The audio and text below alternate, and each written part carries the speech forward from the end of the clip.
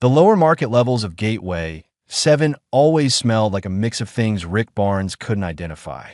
Some sweet, some sour, all alien. He kept his hands in his jacket pockets as he walked through the crowd, tired from another long day fixing broken equipment for species that barely looked at him twice. Being human on a station full of hundreds of alien races meant being invisible most days.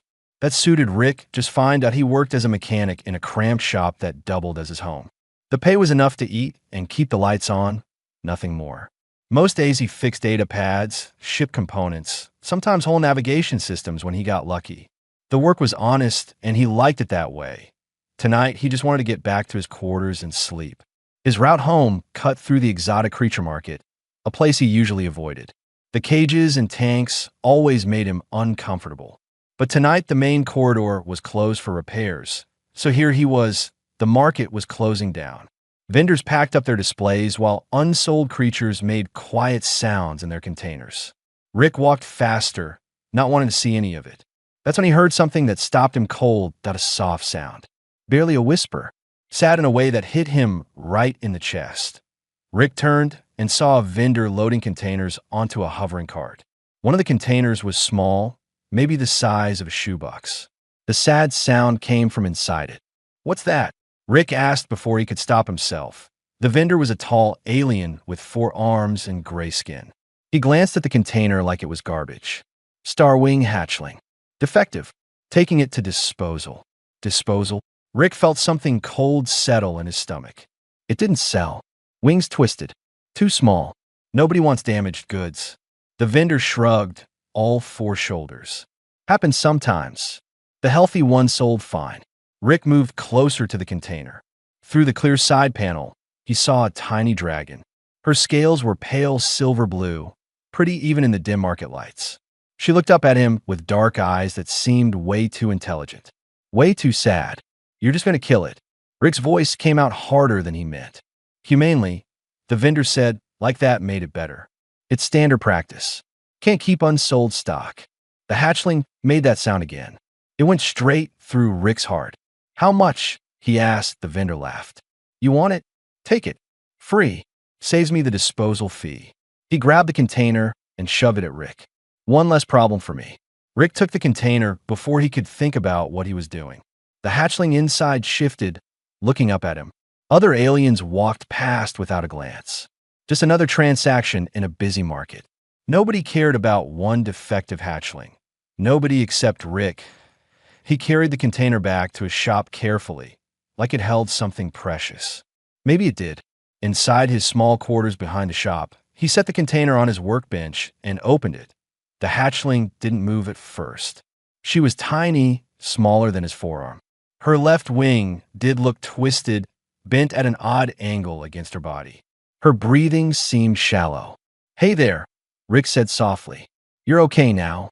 I got you." He had no idea what he was doing. Rick pulled up the station's database on his datapad and searched frantically for information on starwings. The more he read, the more worried he got. Hatchlings needed specific foods, certain temperatures, and something called bonding in their first weeks of life. Without it, they could die from loneliness. This little one had been sitting in that market, rejected and alone for who knew how long. Rick found a supplier still open and bought specialized nutrient paste that cost more than his dinner budget for a week. He didn't care. He set up a nest using every soft thing he owned, heated blankets underneath to keep her warm. The database said starwings liked enclosed spaces when scared, so he built walls around the nest with spare parts boxes. The hatchling watched everything he did with those dark, intelligent eyes. "Come on," Rick said gently, offering a fingerful of the nutrient paste. "You need to eat." She didn't move. Rick tried again, moving slowly. "Please, I know you're scared. I know people hurt you by not wanting you. But I want you, okay? You're not alone anymore." Maybe she understood his tone. Maybe she was just hungry enough. The hatchling stretched her neck and licked the paste off his finger. Then she made a different sound, not sad this time. Almost curious. Rick kept feeding her tiny amounts, patient and careful. She ate more than he expected. When she finally stopped, he set her in the nest he'd made. She curled up immediately, her twisted wing tucked as best she could manage. I'll figure out how to help you, Rick promised. That wing, everything. We'll work it out. He pulled up more information, reading everything he could find about Starwing care and health. Hours passed. His eyes burned with tiredness, but he kept reading. The hatchling slept in her nest, her small body rising and falling with each breath. Around midnight, Rick's head started dropping. He gave up and laid down on his bunk, still in his work clothes. A few minutes later, he felt something warm against his chest. The hatchling had climbed out of her nest and up onto his bunk. She curled against him, seeking his warmth. Rick carefully put his hand over her, protective and gentle. She made a soft chirping sound, peaceful now. Her scales felt smooth under his palm, and he could have sworn they glowed a little bit warmer. Nobody wants you, huh? Rick whispered into the dark. Well, they're idiots. You're perfect. The hatchling shifted closer, like she understood. Maybe she did. Rick closed his eyes, feeling the small life tucked against him, trusting him completely. He'd figure out the details tomorrow. Tonight, this was enough. 2 weeks changed everything. Rick named her Silver because of her pale scales that caught the light just right. She grew fast, already the size of a house cat, and followed him everywhere around the shop. When he worked on repairs, she perched on the corner of his workbench, watching with those intelligent eyes. When he ate, she sat nearby, waiting for her own portions of nutrient paste mixed with the small chunks of meat the database recommended. Her twisted wing looked better. Rick had found exercises in the Starwing care guides, gentle stretches he did with her twice a day. Silver didn't like them much, making grumbly sounds, but she let him do it. Trust, Rick figured. She trusted him. The shop had more visitors than usual. Word got around about the human with the Starwing hatchling. Most aliens who came in seemed surprised he'd kept her. A wealthy Torvin merchant with purple skin and too many rings on his 6 fingers came in one afternoon. He looked at Silver perched on her favorite spot and smiled in a way Rick didn't like. I'll give you 5,000 credits for the hatchling, the Torvin said, like he was doing Rick a favor. She's not for sale, Rick replied without looking up from the navigation unit he was fixing. 10,000. That's more than you make in 6 months, human. Not interested. Rick set down his tools and looked at the merchant directly. She's family, not property. So unless you need something repaired, you can leave. The Torvin left, muttering about foolish humans. Silver made a happy chirping sound, and Rick scratched behind her head ridge where she liked it. That evening, Officer Dren showed up. He was tall, even for his insectoid species, with hard shell-like skin and too many joints in his arms. He worked station security and had a reputation for following every rule exactly. Rick Barnes, Dren said, his voice clicking and buzzing through his translator. I'm here about your Starwing. Rick's stomach tightened. What about her? Starwings are a regulated species. You need proper registration and proof you can provide adequate care. Dren's multiple eyes looked around Rick's cramped quarters. This space doesn't meet minimum requirements. You have 2 weeks to comply, or the hatchling will be removed to appropriate facilities. Silver, sensing Rick's stress, moved to stand between him and Dren. She was small, but her wings spread slightly, protective. I'll get the registration, Rick said, keeping his voice steady. See that you do.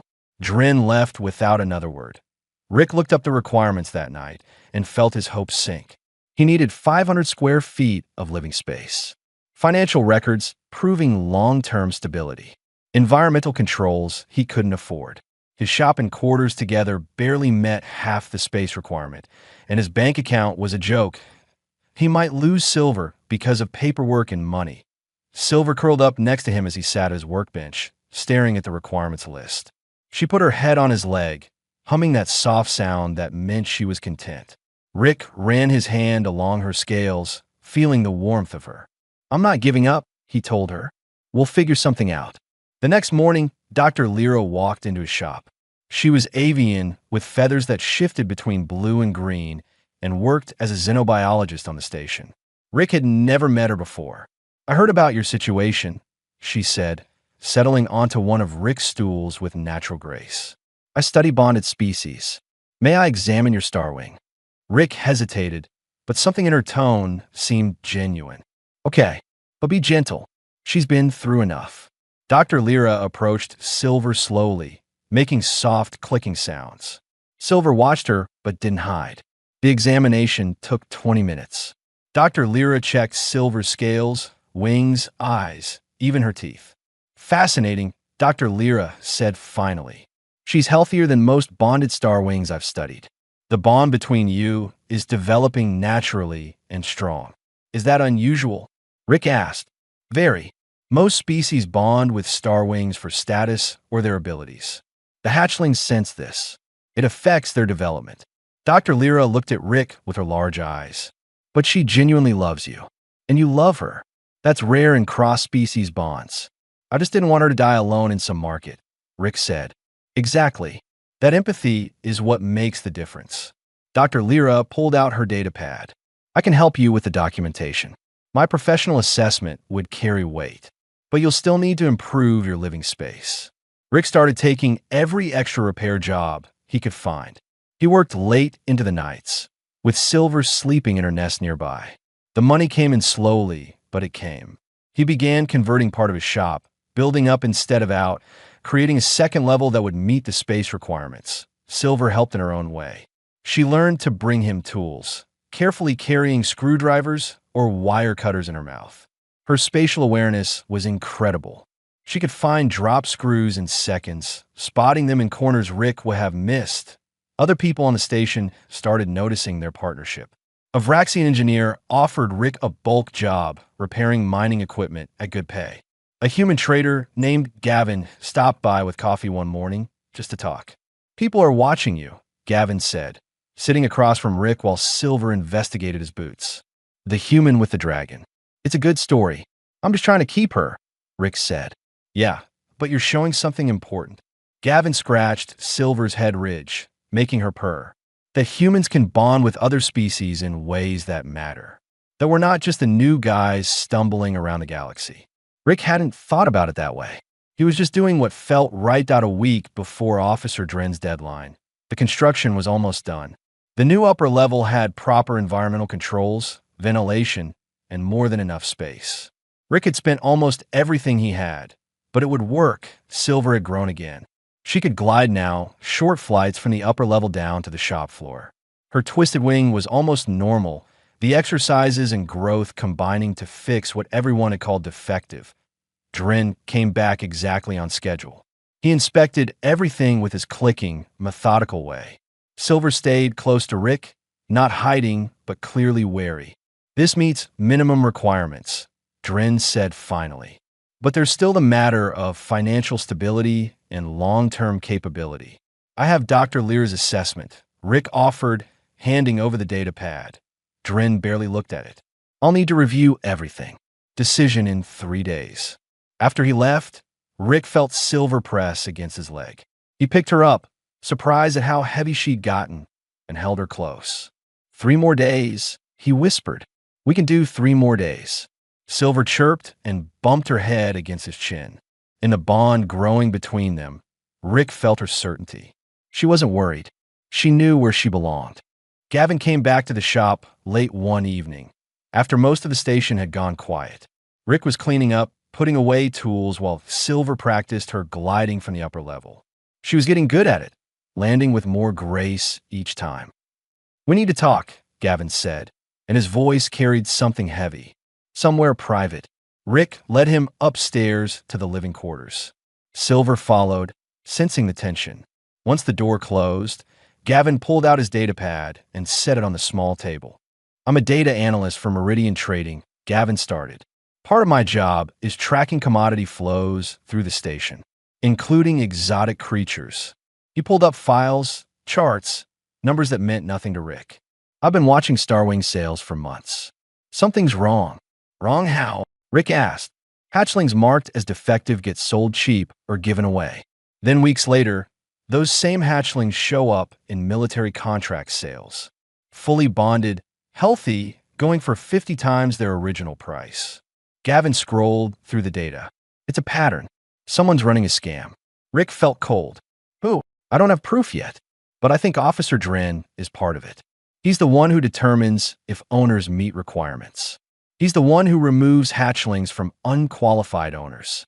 Gavin looked at Rick directly. Then those hatchlings disappear into the system and resurface in military sales. They separate bonded pairs. Rick's hand found Silver's head, stroking her scales.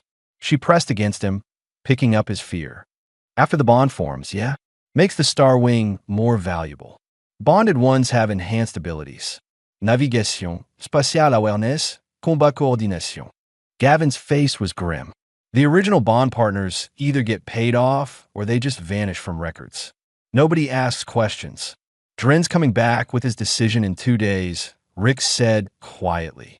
I know. That's why I'm here. Gavin closed his data pad. If he rules against you, they'll take Silver. You'll probably get offered money to make it clean. If you refuse, you might have an accident. Silver made a low sound, almost a growl. She understood enough to know they were talking about someone taking her away from Rick. What can I do? Rick asked. Run, fight, or expose them. Gavin stood up. Running makes you a fugitive. Fighting alone gets you killed. But if we can expose the whole operation, get in front of people who aren't corrupt, maybe we save Silver and stop them from doing this to others. The next morning, Dr. Lyra arrived early. Rick told her everything Gavin had shared. She listened, her feathers ruffling in agitation. This makes sense, she said. I've wondered why so many healthy Star Wings end up in medical isolation or welfare facilities. They're not sick, they're being staged for resale. Can you help? Rick asked. I can document Silver's health and your bond. Provide expert testimony if needed. But we'll need more than my word. Dr. Lyra examined Silver again, taking detailed scans and readings. She's remarkable, you know. Her genetic markers suggest she's from a rare bloodline. Not defective at all. That wing twist was positional from how she was in the egg. It's corrected now. So someone lied about her being damaged. Rick felt anger burn in his chest, probably to lower her value initially. Make her easier to acquire cheap, then sell high later after bonding. Dr. Lyra's eyes were sad. It's cruel and efficient. Gavin spent the day pulling more data, building a case. Rick worked in his shop, trying to act normal while his mind raced. Silver stayed close, never more than a few feet away. She'd grown to the size of a large dog now, and her presence was comforting. That evening, Officer Dren came early. I've made my decision, Dren announced, his voice carrying that clicking authority. Your facilities are adequate, but financial records show instability. I'm removing the Star Wing to protective custody tomorrow morning. No, Rick said simply. It's not a request. A facility has already agreed to take her. Director Halloran runs a sanctuary for displaced, bonded creatures. He'll care for her properly. Dren's multiple eyes fixed on Rick. You'll be compensated for your time and resources. Silver moved between them, wings spread, making a sound Rick had never heard before. Protective, aggressive. She was small compared to Dren, but she didn't back down. Call him off, Dren ordered. Her.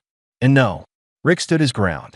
I'm appealing your decision to the station administrator. That's your right. The appeal hearing will be in 3 days. Until then, I could take her now for safety reasons. Try it, Rick said quietly, and see what happens. Dren looked at Silver, at Rick, calculating. Finally, he stepped back. 3 days. Don't do anything foolish, human. After Dren left, Rick's hand shook. He sat down hard on his work stool, and Silver immediately climbed into his lap. Too big for it, but trying anyway. He wrapped his arms around her. I'm scared, he admitted to her. I don't know if we can win this.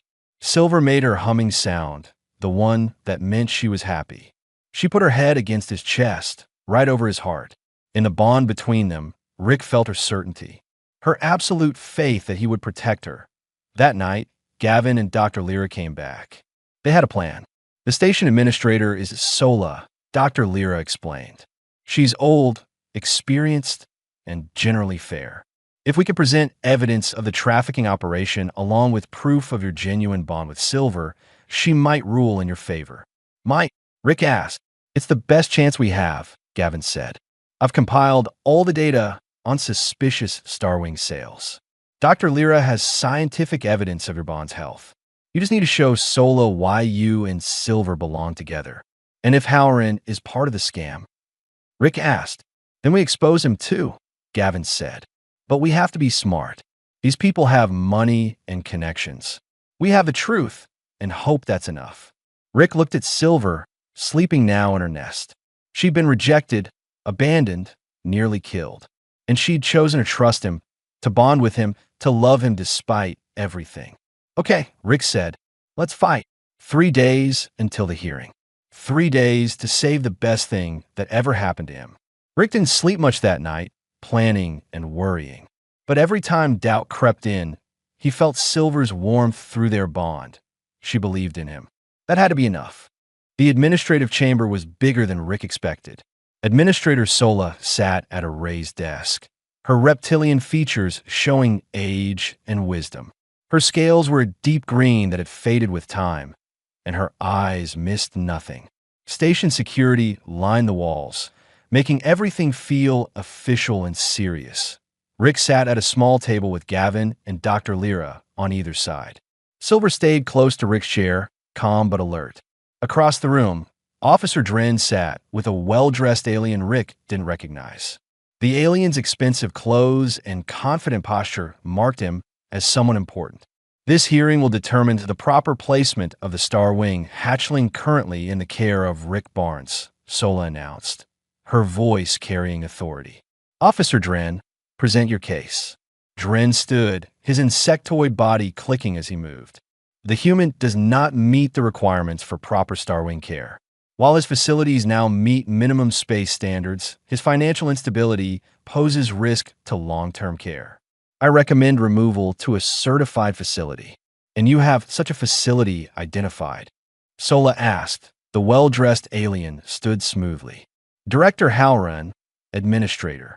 I operate several sanctuaries for displaced, bonded creatures across 3 stations. I would gladly accept responsibility for this hatchling at no cost to anyone. How generous, Sola said, her tone neutral. Mr. Barnes, your response? Rick stood, his legs feeling shaky. Public speaking had never been his thing. Silver isn't displaced. She's bonded to me. We chose each other. The creature was unwanted and defective when you acquired it, Halloran said with a dismissive gesture. Hardly a choice. She was rejected and scared. Rick corrected, feeling anger give him strength. Nobody wanted her because her wing was twisted, but that didn't make her defective. It made her unlucky until someone looked past the surface. Doctor, Lirastud. If I may, Administrator, I've conducted extensive examinations of both the Star Wing and her bond with Mr. Barnes. May I present my findings? Sola nodded, punto dottore. Lyra pulled up holographic displays showing Silver's health scans, genetic markers, and development charts. This hatchling is not defective. She's from a rare genetic line with enhanced spatial awareness. The wing abnormality was positional, not genetic, and has corrected naturally. Her development under Mr. Barnes's care exceeds normal parameters. The bond between them is genuine and healthy. Of course, a human would form an emotional attachment, Halloran said smoothly. They're known for that. But emotion doesn't equal proper care. Actually, it does, Dr. Lyra replied. Star Wings bonded through genuine affection develop better than those bonded for utility or status. The emotional connection is the foundation of healthy Star Wing development. Gavin stood next. Administrator, I have evidence of a broader pattern. May I present? Sola gestured permission. Gavin displayed his data, charts showing Star Wing sales over the past 2 years. Notice the pattern. Hatchlings mark defective sell for minimal amounts or are given away. Within weeks, those same hatchlings appear in military contract sales at 50 times their initial price. All fully bonded, all claimed to be from Director Halloran's sanctuaries. That's standard rehabilitation, Halloran said, but his confidence seemed less solid. We provide proper care, the hatchlings recover, and we find appropriate placements. Then why don't the original bond partners ever see them again? Gavin asked. I have records of 17 individuals who surrendered their Star Wings to your facilities. None have had contact since, despite promises of visitation rights. Sola's eyes narrowed. Director Halloran, can you explain this? Privacy protocols protect our clients, Howard said quickly. Both the creatures and their new bond partners. Convenient, Sola said. She turned to Rick. Mr. Barnes, why should I allow you to keep this hatchling when you barely meet the requirements? Rick looked at Silver. She looked back at him with those intelligent eyes. He felt the bond between them, warm and real and unbreakable. Because I don't see her as property or status or a tool, Rick said quietly. I see her as family. When everyone else saw something broken and worthless, I saw someone who needed help. And she saw someone who would give it. He paused. Regulations exist to protect creatures like Silver. But they were written for species that bond for the wrong reasons. Humans bond because we care, sometimes irrationally. Maybe that's what creatures like Silver need. Silver stood and walked to the center of the chamber. Everyone watched as she moved to a scattered pile of data tablets on a side table. Carefully, using her claws and snout, she organized them by size, then by color, then pushed them into neat stacks. Did you train her do that? Sola asked. No, Rick said, surprised. She just likes organizing things. Does it in my shop all the time. Silver returned to Rick and sat at his feet, facing Howard. Her posture was clear, protective, choosing her side. Sola was quiet for a long moment. I'm calling a recess. I need to review this evidence and conduct some inquiries of my own. 2 hours felt like days. Rick sat in a waiting area with Silver's head in his lap. Gavin paced. Dr. Lyra reviewed her data again and again. When they were called back, Sola's expression was serious. I've reviewed the evidence and contacted individuals who used Director Holland's services, Sola announced. The pattern Mr. Gavin presented is concerning. I'm ordering a full investigation into all of Director Holland's facilities and transactions. Howard stood quickly. This is outrageous. Based on coincidence and a human's emotional attachment. Based on 17 missing Star Wings and suspicious financial records, Sola corrected coldly. Officer Dren, you're suspended pending investigation into your role in this matter. Security, please escort both of them out. The chamber erupted in activity. Rick felt hope and fear mixing in his chest. Sola looked at him directly. Mr. Barnes, you present an interesting case. Your bond appears genuine. Your care has been exceptional. However, I'm still bound by regulations that exist for good reasons. Rick's hopes sank. Therefore, I'm establishing a trial period. You'll keep the Star Wing under monitored conditions for 6 months. Dr. Lyra will conduct regular assessments. You'll complete official Star Wing care certification. If the bond remains healthy and the hatchling thrives, I'll grant permanent recognition. Thank you, Rick managed, his voice rough with emotion. Don't thank me yet. This case will help establish new protocols for human Star Wing bonding. You're setting a precedent. Don't waste it. Rick looked down at Silver, who looked back with absolute trust. I won't. As they left the chamber, Rick felt lighter than he had in days. 6 months. He could do 6 months. They could do anything together. News spread fast on Gateway 7. Within days, everyone knew about the human mechanic and his dragon, about the trafficking ring that got exposed, about the hearing that changed everything. Rick's shop suddenly had more customers than he could handle, all wanting to meet the famous pair. Silver handled the attention better than Rick did. She'd grown to the size of a small pony now, her silver-blue scales shimmering under the shop lights. Her wings were fully functional, strong, and beautiful. Nobody would call her defective now. Rick started his certification courses while working in the shop. The online classes covered Star Wing biology, psychology, nutrition, and care requirements. Most of it he'd learned by doing, but having the official knowledge helped. Silver would knock over his data pad sometimes, wanting attention, and Rick would take breaks to play with her. Doctor Lyra came bi-weekly for assessments. Every time, she documented Silver's exceptional health and development. The bond between Rick and Silver had deepened in ways the doctor found fascinating. You can sense her emotions across the station now, can't you? Dr. Lyra asked during one visit. Rick nodded. If she's scared or hungry or happy, I just know. Even if I'm working and she's upstairs. That's remarkable bonding depth for such a short time. Dr. Lyra made notes on her data pad. Most bonds take years to develop that level of connection. Is that bad? Rick asked, worried. No, it's beautiful. Doctor Lira Similet. It proves what I suspected. Humans bond through genuine emotion, not utility. That creates stronger, healthier relationships. A message came from Earth one evening. Rick's younger sister Rachel had seen news coverage about the hearing. Her face on the video screen showed worry mixed with pride. You always did pick up strays, Rachel said, smiling. But a dragon? Really? She needed me, Rick replied. Silver pushed her head into the video frame, curious about the other human voice. Rachel laughed. She's gorgeous and huge. Are you sure you know what you're doing?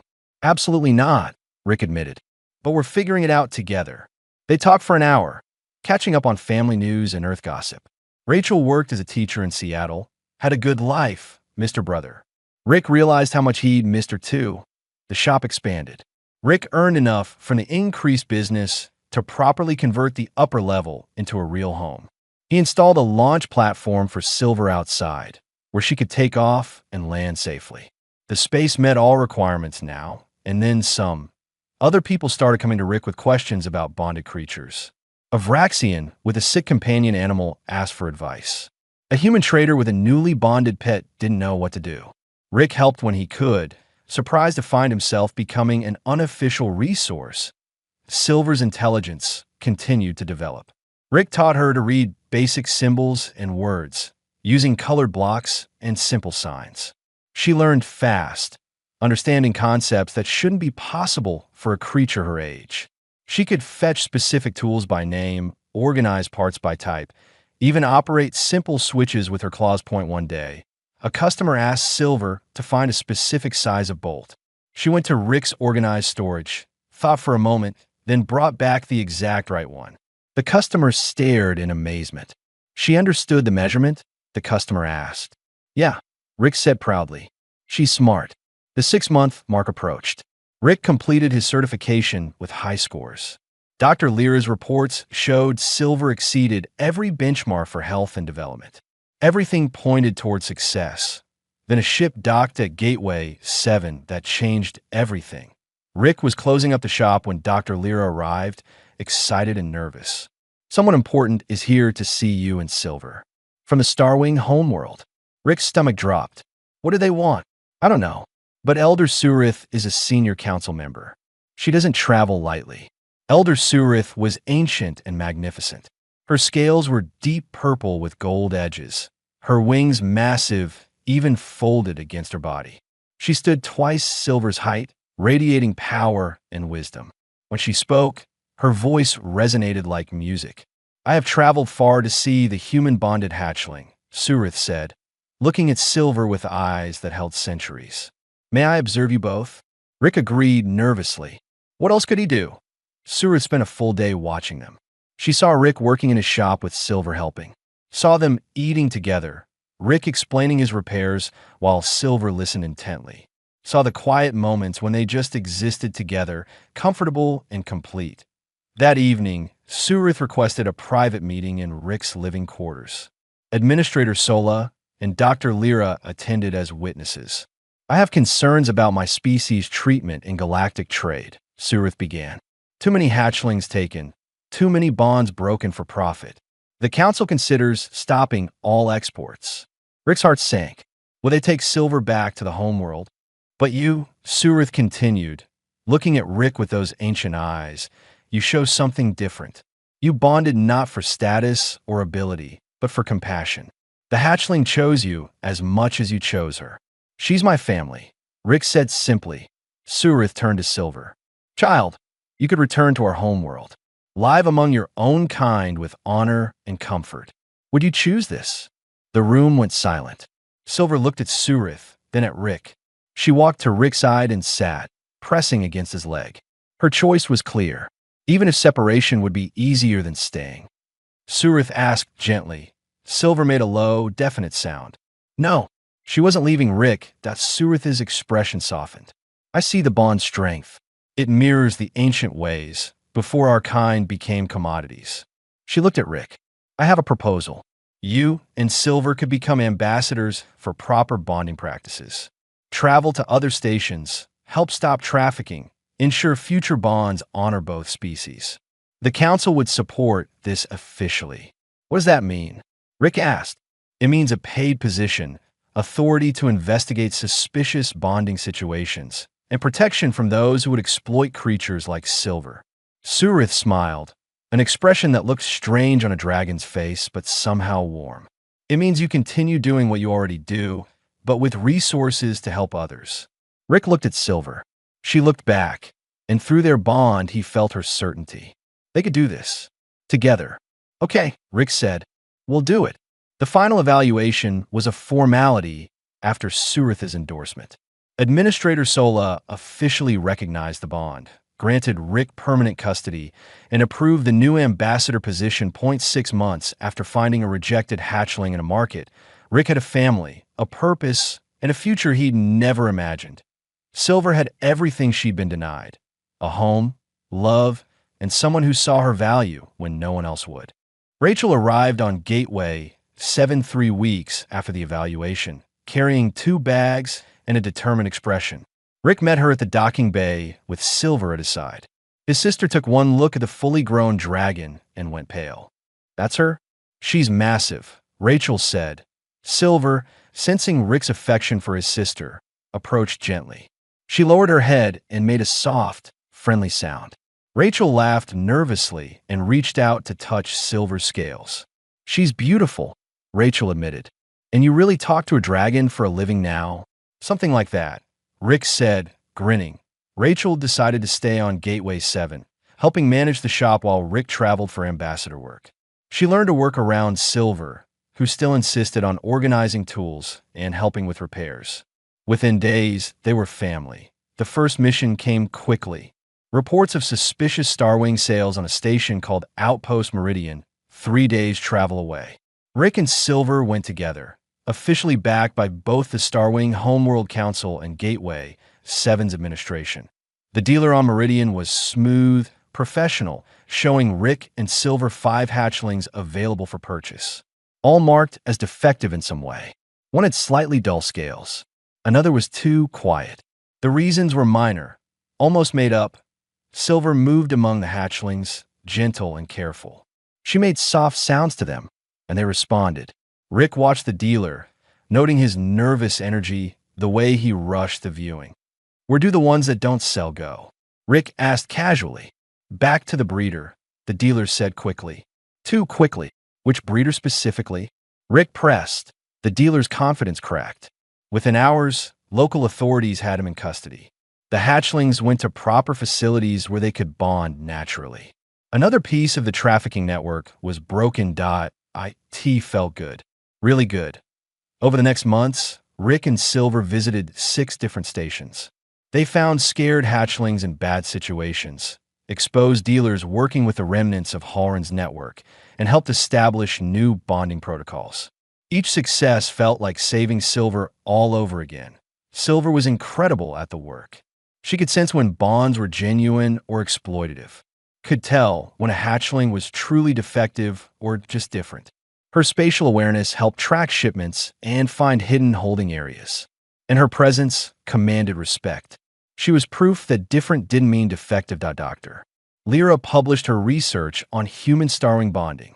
The paper spread through scientific communities, sparking interest in how humans bonded with other species.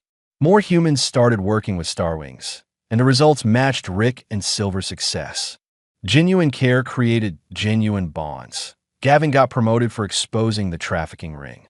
He still stopped by Rick's shop when they were both on Gateway 7, bringing coffee and trading stories.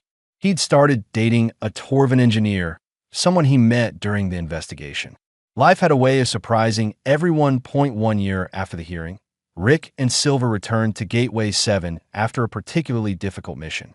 They'd rescued 4 hatchlings from a smuggling operation, but the fight had been dangerous. Silver had a small burn on her wing from a stun weapon. Rick had bruises. Rachel fussed over both of them, applying medical gel to Silver's wing and making Rick sit down while she heated food. The shop felt like home in a way Rick's old cramped quarters never had. That evening, Rick and Silver went to the launch platform outside their quarters. Silver spread her wings, now enormous and powerful, catching the artificial light from the station systems. Rick leaned against her side, feeling the warmth of her scales. "You remember that market?" Rick asked quietly. "When I found you." Silver made a soft sound. Of course she remembered. "Everyone said you were defective. Worthless. Nobody wanted you." Rick ran his hand along her neck. "But they were wrong. You were never defective. You were just waiting for someone to see the real you." Silver turned her head, fixing one large eye on Rick. In the bond between them, he felt her response. She hadn't been waiting for just anyone. She'd been waiting for him. That a message came through on Rick's comm, another report, another station, more hatchlings that needed help. Rick looked at it, then at Silver. "You up for another trip?" he asked. Silver's response was immediate. She stood, stretched her wings, and looked toward the stars visible through the station's viewports. "Always ready. Always with him." Rick smiled. His life had changed completely from that night in the market. He wasn't just a mechanic anymore, living day to day in a cramped shop. He had family, purpose, and a partner who would stand with him against anything. And Silver had everything she'd been denied. Not just survival, but a life full of meaning and love. "Nobody wants me," Silver had seemed to whisper that night in the market, small and scared and alone. But she'd been wrong. Rick had wanted her, and that had been enough to change everything. They would leave for the next mission in the morning. More hatchlings needed saving, more bonds needed protecting. Rick and Silver would be there, showing the galaxy that compassion mattered more than profit, that family was chosen, not assigned, and that sometimes the most effective-looking things held the most value. Silver launched from the platform, gliding in a circle around the station's exterior before landing gracefully back beside Rick.